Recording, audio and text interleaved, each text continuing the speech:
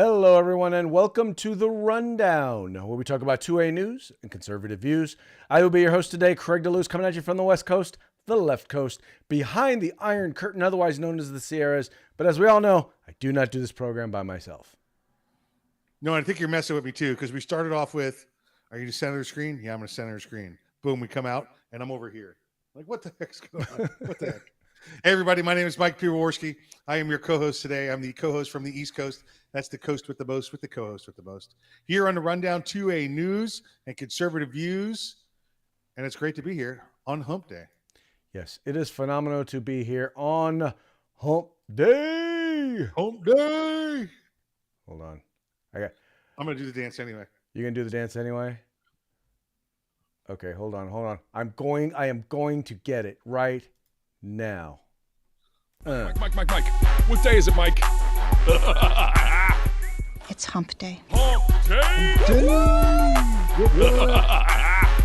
It's Hump Day. Hump Day. That's right, folks. It is Hump Day. This is when we attempt to begin the weekend, midweek, and sometimes we're successful, sometimes we are not, but we always have a good time trying. That's exactly right. Sometimes we do try more than we try others to start. Might be just plain horchata, might be spiked. You don't know. So you do not know. Well, especially because Mike is all on his own without the spirits. Is a wild and crazy guy. Completely unsupervised, all on my own.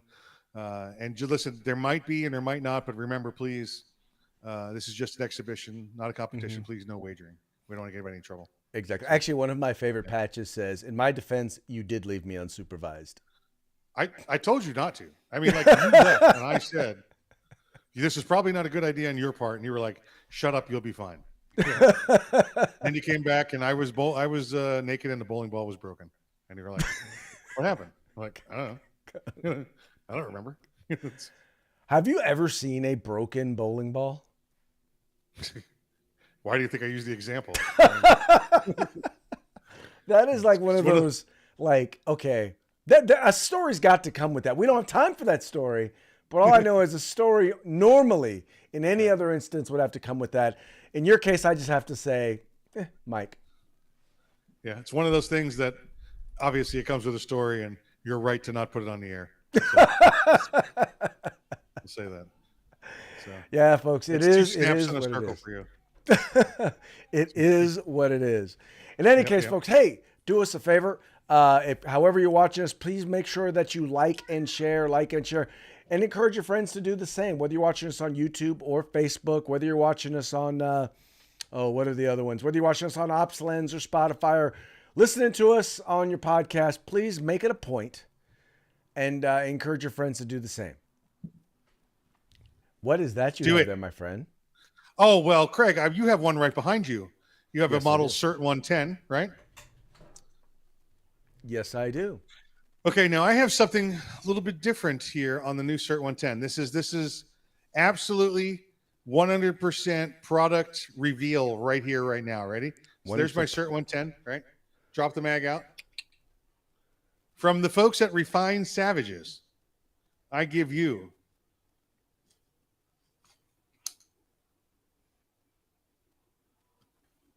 bam. Okay, see, now that is cool. Now, Mike, do us a favor. Explain to people why that particular light is so cool. What's so special about it? Now it's a singular item. Okay. Now I have a firearm. I don't want to give this away because they're going to be on with this next week.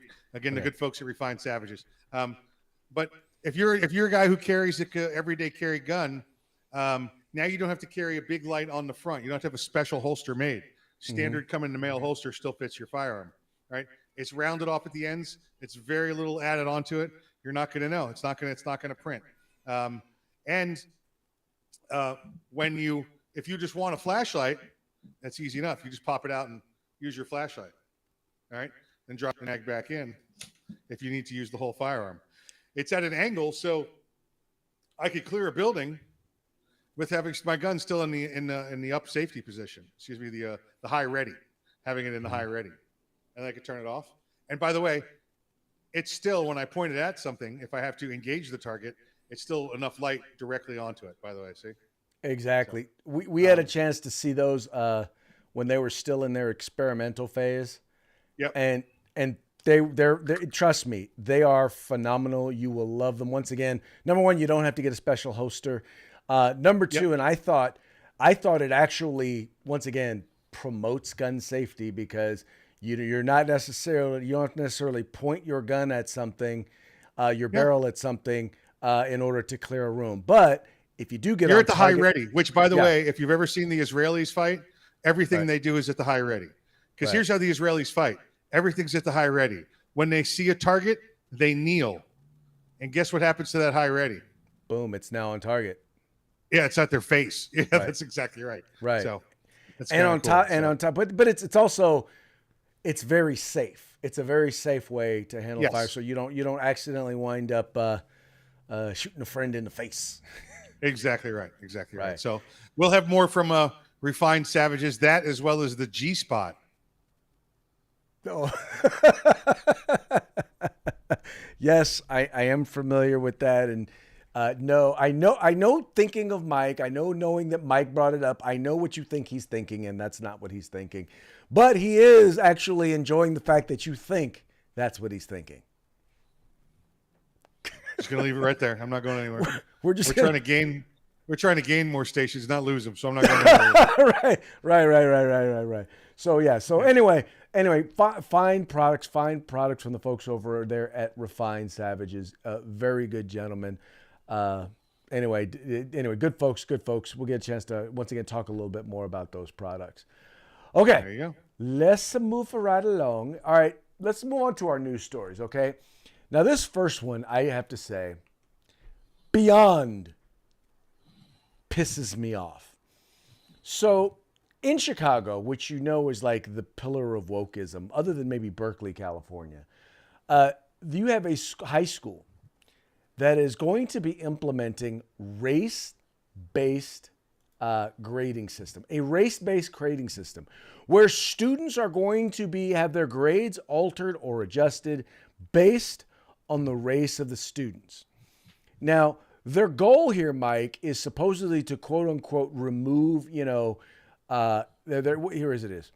They're saying here that traditional grading practices perpetuate inequities and intensify the opportunity gap, meaning, and here's what they mean. So 38% of the students in this school district are actually passing the standardized grade level test, right? Or so, just 38% of sophomores are passing it, right? 77% of whites, only 25% or 28% of black students. So what they want to do is they want to make it so that an equal number of students or an equal percentage of students are passing the same test. And that's what they mean by integrating equitable assessment and grading practices into academic and elective courses requires collaborative effort. So what they're saying is that, yeah, we want you guys to basically find a way to change the grades and work the grades so that people of color come up with the same scores. Now, Mike, if the goal in this is to remove racism, now, is it just me or is it the height of racism to say that we have to change the test scores so that black people can score better? Yeah, let me make sure I get this right. You want to remove racism by adding all the racism. Right. That's what they want. So we want to do. All right. Okay. All right. We're gonna make this a gun-free zone by adding all the guns. What? We're gonna do? I mean, which would be nice. It would end all the shootings. We'd have a shooting-free zone at that point. But right. Yeah, you can't take away. You can't. It's like, taxes, right, Craig? Right. Mm-hmm. We'll make everybody rich by taxing all of them. And then giving their money to everybody. Well, no. Then what they'll do is they'll give the money only. The thing is, then what they'll do is they'll give the money. They'll tax everybody, and then they'll give money only to the black people. That's what they're saying. We will tax you into prosperity, whether you like it or not. Well, and I mean, they're going to be doing things like, for example, right? They're going to eliminating zeros from the grade book. They're going to remove, like, if if you're disciplined, yeah, that's not going to be able to be a part of your grade, your attitude, how you act in class. If you don't show up to class, absences, yeah, that's not going to be a part of your grade anymore. It's all going to be, and here's the thing, and ultimately then it's going to be based on, do you eventually, doesn't matter when, but do you eventually develop, or can you exactly demonstrate a competency in whatever it is you're supposed to be learning? And the worst part is that they have a sliding scale for what is determined to be competent.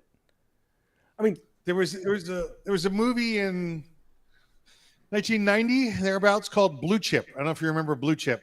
Nick Nolte was a coach for Western University Dolphins, Penny Hardaway, if I recall. Yes. What's that? Shaq. Yep. Shaq was in it, and Penny Hardaway. Shaq was in it, and Shaq's famous line. Well, Shaq had a bunch of lines in there, but he had to take. He was in college. He's pretending to be a college basketball player, and when they gave him a test and he didn't do well on it, he would stand up and say, "This test is culturally biased," and he would walk out, and they would give him an A. So that's what this sounds like to me. That's what this. You can't grade me on a white scale, so we're right. That's what this sounds like. Right. You can't grade me on a neutral scale, so we're going to add race to it to make it non-racist. I know here's the thing that makes me mad. Number one, you're setting these kids up for failure, because this is not the real world. In the real world, you have to be able to demonstrate competency and knowledge in your work, right? If you don't, then you will get fired or no one will hire you. So it's, first of all, it's setting these kids up for failure. The other thing that it's doing is that if you do have students of color, if you do have black kids who are doing well, who have earned an A, people are going to think, oh, well, this is because they're black A, not an act they actually earned it A. I remember when I was in college, when I got into college, I was accepted through regular admissions, and I remember we had an affirmative action program, or I forget what they called it, equal opportunity program or whatever. And I remember I had teachers and fellow classmates who thought I was accepted through that. And it was like, I'm always having to prove myself that, no, I just got in through regular admissions. I didn't apply through EOP. And now it was the worst frigging thing, because it's like, once again, people assumed. And by the way, most of the students who got in via EOP, I'll just give an example. There were like 40 black students who got accepted to Chico State. The year that I did, only about 5 of us actually wound up graduating, because they weren't prepared to be there, because because didn't think it was going to happen. Yeah. Of race, it was all based on their race, not based on what. And here's the thing: if we see a disparity, then let's address what's causing the disparity, so that they can achieve at that same level. Just because you lower what it takes to get an A doesn't make that A worth what it used to be worth. Doesn't make you any smarter or any more prepared. Yeah, I concur with you absolutely. But what are you gonna do, Craig? Now, where is this? What college is this in? No, this is a high school. This is a high school. Oh, okay, your high school. Gotcha. Yes, okay. This is a high school in Chicago. Now, what the high school, the college boards there in Ohio who administer the standardized testing, what they've determined is, now normally a passing grade or a failing grade is anything pretty much under 65%, right? Yeah. Based on these standards, they have determined that pretty much anyone above 25, if you get above a 25%, you will pass, right? Right. And A will be anything above, a B will be anything above 65%. Woohoo, I got a B. Right. Exactly. I got 4 out of 10 wrong, and I got a B. There you go. I got a B. Yep. I have absolutely no idea what they think they are doing and how they think they are helping these students. But I know what they're doing. Setting them up for failure. They are trying to figure out the violence problem in the city of Chicago. They are trying to figure out why so many black youth are dying. So what they decided to do is to rig the results. One of the results you need to show that you're successfully coming out of a culture of violence is to increase your high school graduation rate. And you can increase your high school graduation rate by turning a B or turning a D into a B. So there you go. Well, and once again, but what they're not doing, And here's the reason why that's a dumb idea. Because it's an absolute dumb idea. The high school graduation rate in and of itself only matters. What it means is when you graduate from high school, you've got a certain skill set and knowledge base that's going to help you to be able to get a job and be productive in society. Simply giving you a piece of paper does not make you a high school graduate, or at least it doesn't give you the skills you need. But when those stats come in the right way, that does mean more grant money for the city of Chicago to continue their upward trend of graduating former, delinquents. Yeah, exactly. It just, folks, this is beyond the pale, and follow the money. Yes, follow the money. Well, there you go. There you go. I'm just gonna drop that right there because, anyway, that's coming, folks. It's coming to a school district near you, so watch out. There you go. There you go. Be ready. All right. So one of the things, and then here's one of the things that particular thing points out, and I think it opens up the door for something that we need to be thinking about, and that is that implementing certain policies have consequences, right? We should govern and pass policies based not on what we hope people will do, but based on what we know they will do. And here's a great example. So in the state of Washington, they've decided we're no longer going to allow police chase, right? We're not going to allow the cops to chase them. So guess what that means is happening? That's right. Washington state drivers aren't stopping for police anymore because the police cannot chase them. This is out of Police Tribune. One of the things that they're noting here is that Washington State have ignored police officer attempts to pull them over and kept on going on more than 900 occasions so far this year. Mike, we are not even halfway through the year, and 900 times, people who should have been pulled over by the cops have basically said, nah, I ain't stopping. I've got the theme. I don't know why. It's a Dukes of Hazzard going through my brain right now. Just thinking about police chases and running from old Roscoe Pico train there. Roscoe Pico train. Just kind of get them Duke boys. They're just trying to get away. Yeah, this is ridiculous. Craig, if you scroll down in this article, you can actually see the reasoning that they have in the state of Washington for eliminating pursuits for things where they, like extreme violence that they believe is going to happen or impairment, which is very strange, by the way. You decide we're only going to pull over murderers because we're trying to prevent, accidents from happening or drunk drivers. So we're either going to pull over people that murder or people that are going to end up in an accident because we're trying to prevent accidents. So we're just going to let them go. No middle ground, no middle ground whatsoever. However, if you look down in the middle of this story, I'll let you scroll up a little bit there. Slow down, a little bit more, another one more, keep going. Oh, that was hilarious, by the way. The driver called the police to say, hey, I've got a suspended license and they're pursuing me. They're not supposed to be pursuing me. You need to tell them to call it off. That was hilarious. It was passed. In reaction to the death of George Floyd. Was he chased? There you go.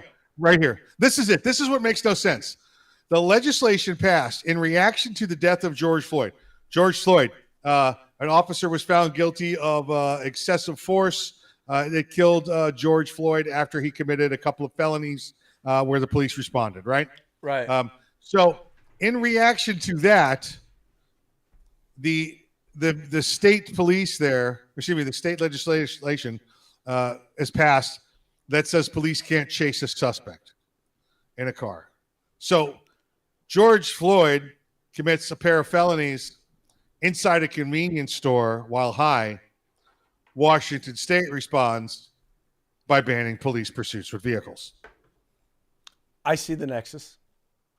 You see the correlation there? You see the correlation? There's police. That's it. All I could think is Washington State usually comes up with the newest designer drugs because a lot of people live out in the woods there, and then maybe there's a new one. I and we think just don't know. I it think they're testing it on the Florida, on the Washington State legislature. The Washington State legislation, yeah. Clearly, that's what's going on because this is what we would call ridiculous. Ridiculous. It is beyond it is beyond stupidity to think that this is a good idea. And once again, you see what happens. It's like the only people who are getting away with this are criminals, because the criminals are saying, "Yeah, no, I'm not stopping." This is as ridiculous as, oh my goodness, look at all the DUIs. We need to ban cars. Yes. That makes more sense than George Floyd died from excessive force.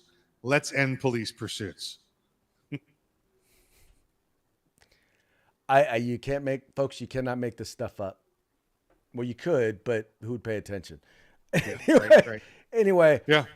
But once again, Mike, it goes back to, number one, you have to understand that people are people, and let's pass laws based on what people would do, not based upon what we hope and wish they would do or the intent that what we would have them do. It actually has to be based in the real world, with real world consequences. And once again, there are people out there, the worst offenders, who quite simply are just not going to follow the law.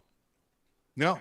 And your laws are culturally biased. Right. And breaking the law has to come with consequences. If it doesn't, then people are going to continue to break those laws. That's just kind of the way it works. I'm sorry, guys. I'm sorry, folks. Yep. Sorry, all you woketivists out there, but that's kind of the way it works.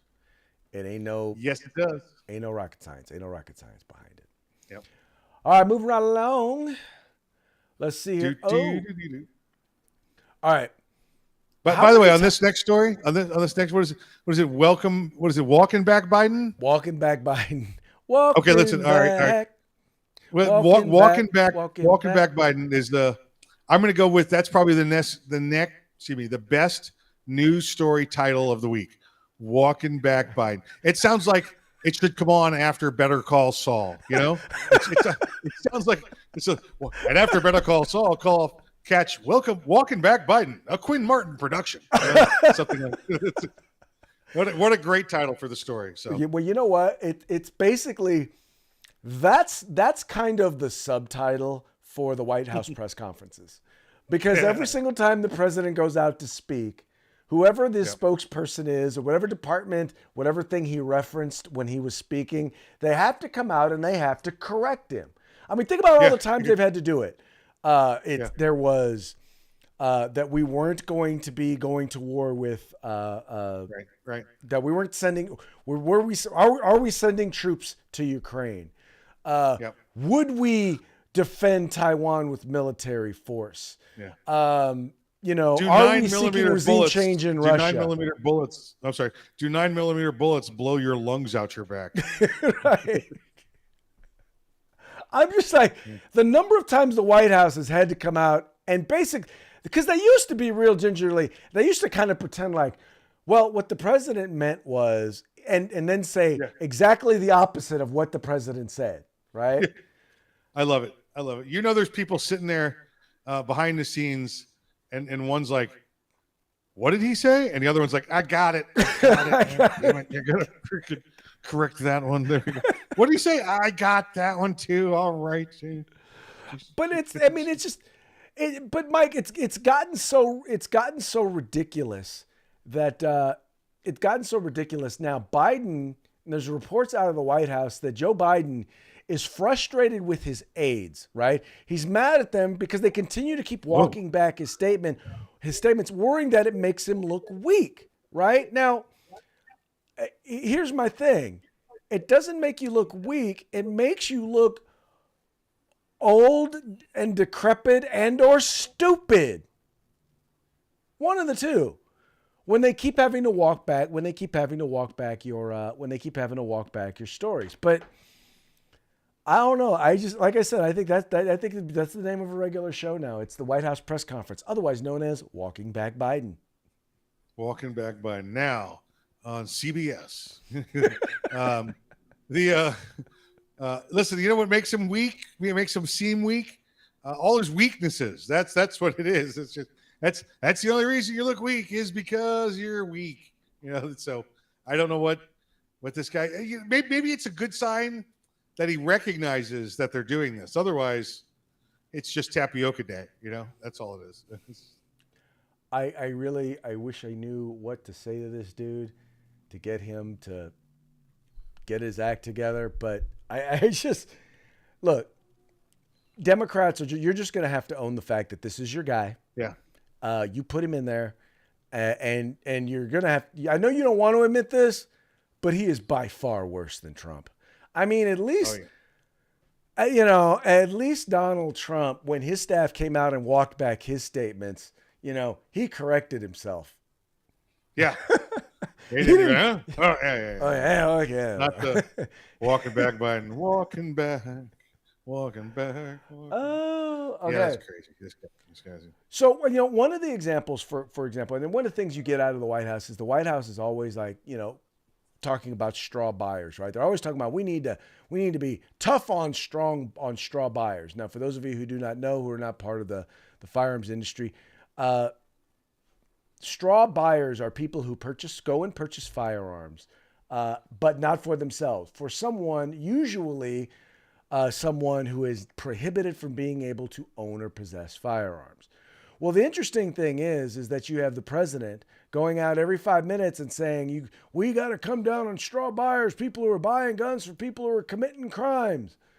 But yet we found that Biden's DOJ, they're not being tough on straw buyers. In fact, many of them are getting probation instead of prison. So you're buying guns for someone who is not supposed to own or possess a gun, probably because they've been convicted of a felony or violent crime, domestic violence, something like that.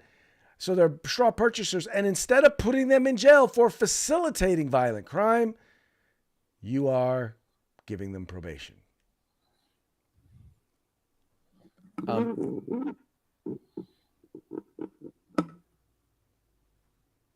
Straw. Straw buy. Okay, straw. That was his straw for his straw buy. So if you have that in your mouth when you go buy a gun, does that make you a straw buyer? It does. It really does, right? It's your straw purchase. Yeah, it's not the problem. If these were really the problems, Hunter would be in jail, right? Right. We understand that. Yeah, they've always been soft on him because they don't have the manpower. It's not something there. It's a background check that they said would solve everything. They know it doesn't solve anything. So when somebody violates the background check, they don't really care, Craig. The reason for the background check is to start the identification process, who has what firearms, all right? They don't care whether you were fraudulent in applying, as long as it wasn't, completely blatant, right? Well, no, we know that happens all the time as well. People will still do that. But they're not bothered by it. They want your name on a piece of paper so they know where you and the gun are. Right? That's their formula. Not to arrest straw purchasers. We don't have time for that. Right. Well, but then stop saying that. Stop saying that we should go after straw purchasers when you clearly are not serious about it.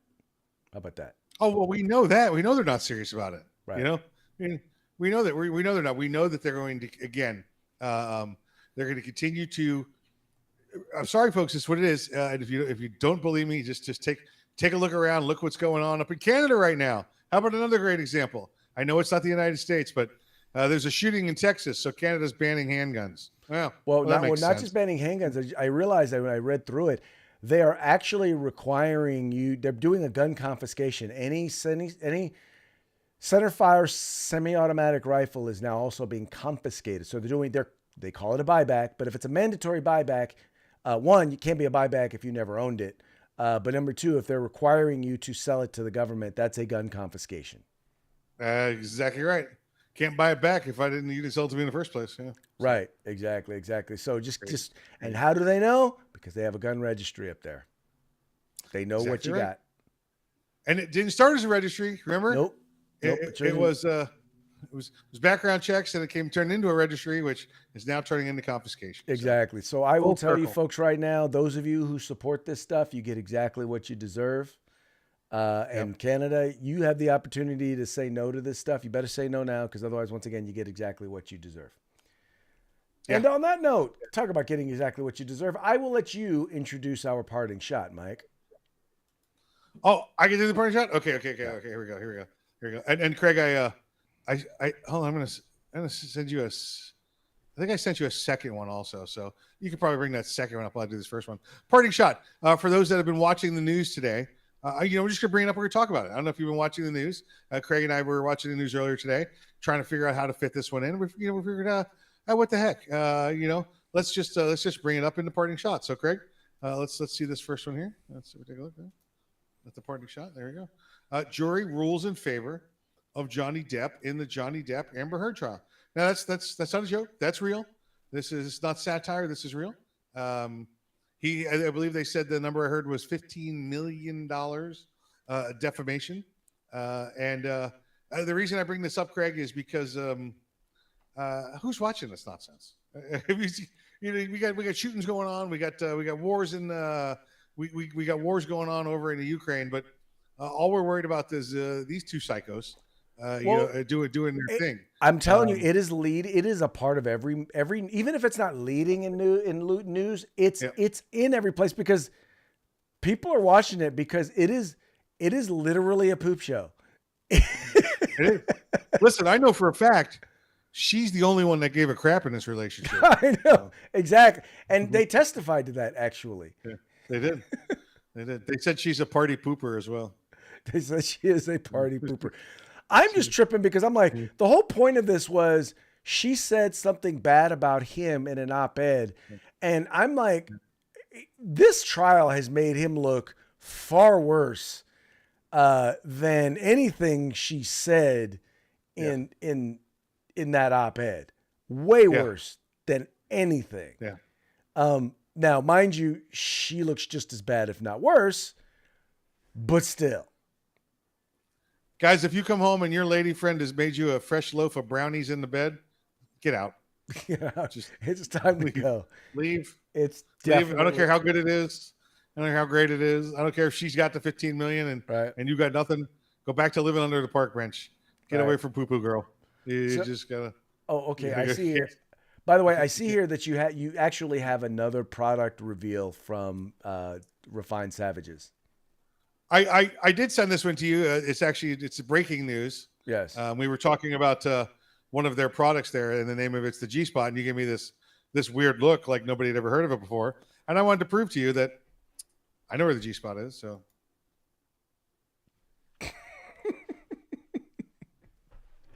yeah. For those of you who are just listening, it's a parking stall. It's empty. It's labeled G, and it says I found it. There you go. Just like that. Just like that, we're at the end of our show. Mike, please shout out to our sponsors. There you go. Give me a call, Jen. You know it's there. Hey, let's say hello to our good friends at Gorilla Machining, Grid Defense, the California Public Assembly, uscombatgear.com. And then, of course, we'll be talking to our good friends over at Refined Savages here in the next week. We'll have them on the program with us. Oh, most definitely. We will bring them on, and we'll talk about their dandy new toys. With that, folks, we're going to call it a day. Please remember, like, share, subscribe. Encourage your friends to do the same. We will be back tomorrow on Thirsty Thursday. There you go. Have a great day.